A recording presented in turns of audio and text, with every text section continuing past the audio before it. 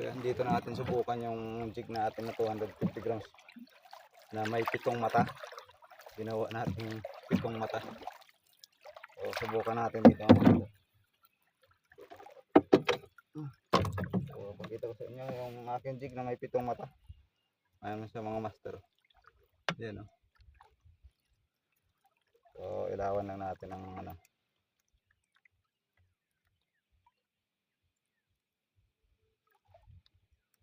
So single assist hook ang gamit natin.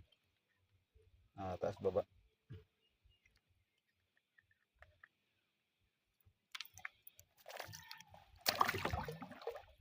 Right. Sarap natin dito mga master.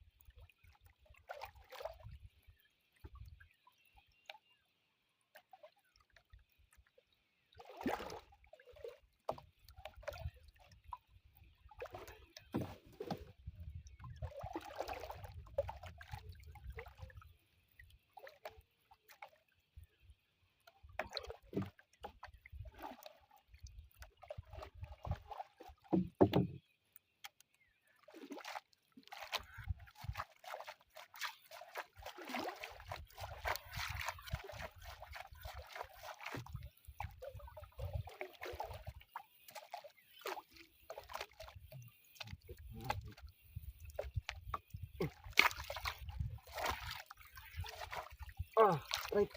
Strike mga master. Strike.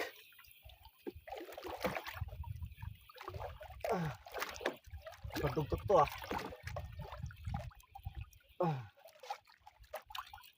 ba to?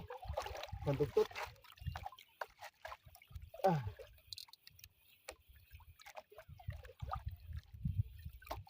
Dugtot ata to. Thank you Lord. Strike din. Buti hindi sumabit yung ating kwan. Yung line. Nag-una-una Una-una siya. Nag-una-una siya mga master. Nakatangigi. Nag-una-una.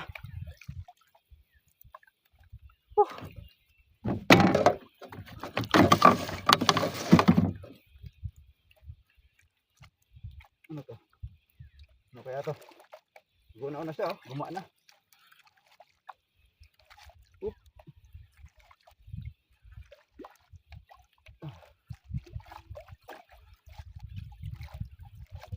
Kinagat din ang ating 7-8. Sa wakas.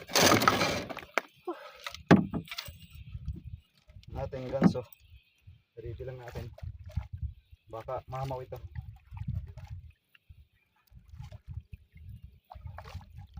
GT. GT. Thank you Lord. Nagka-strike din. Pang ulam na to. So ibigay mo na Lord sa akin.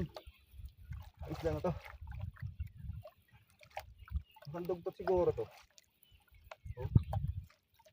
Higilan niya eh.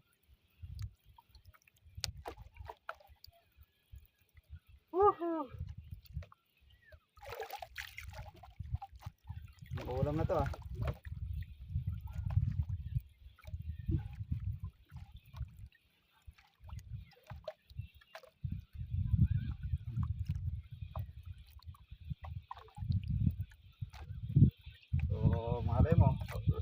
snapper. Kita natin yan pag lapit na. So malayo pa eh. Hindi siya lumalaban, no? Sabi na ano lang to, mga mangilo lang.